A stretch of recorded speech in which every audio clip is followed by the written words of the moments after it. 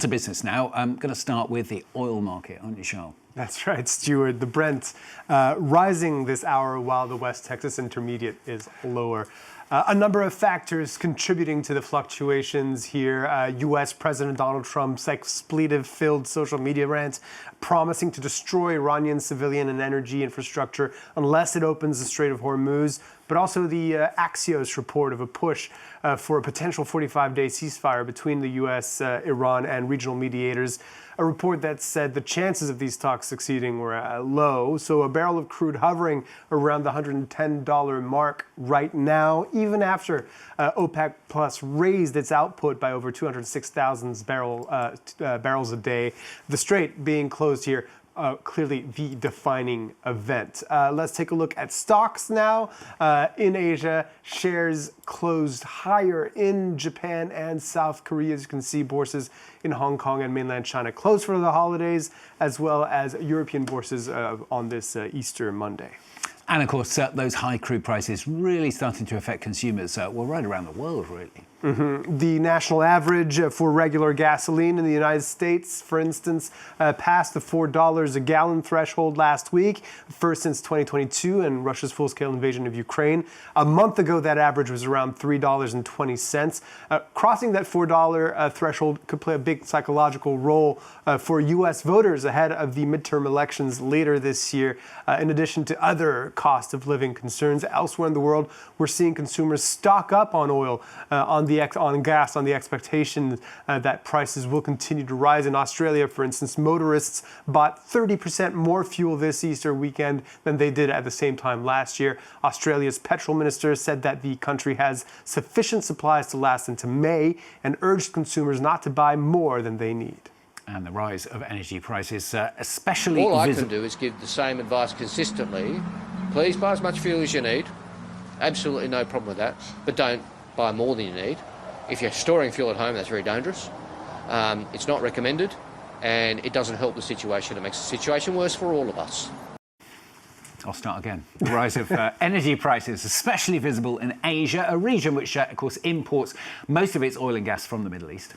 China has not been spared the effects of the war, but it is cushioned in ways that set it apart from regional peers. It has a huge strategic stockpile of oil, and its friendly relations with Iran that have kept at least some Iranian oil shipments flowing. But for everyday Chinese citizens, it's the country's massive push to adopt electric vehicles that is likely having the most notable mitigating effect. Bryan Quinn has the story.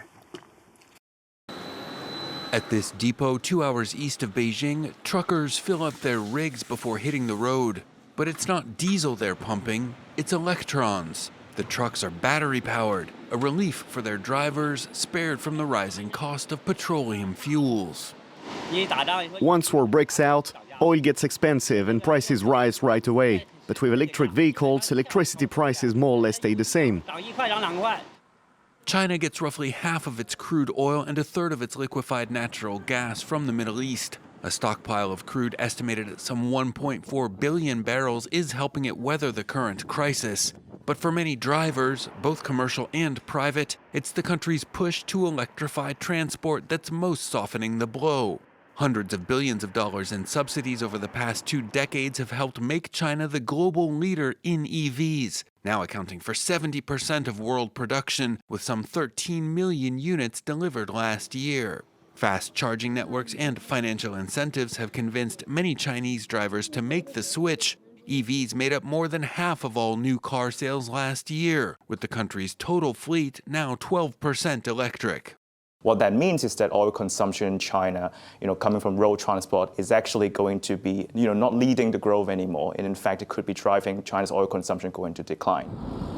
China's push for energy security has also meant an increase in the use of the world's dirtiest fossil fuel, coal. Officials there, though, say that use is a temporary stopgap as the country continues to build out its renewable energy grid.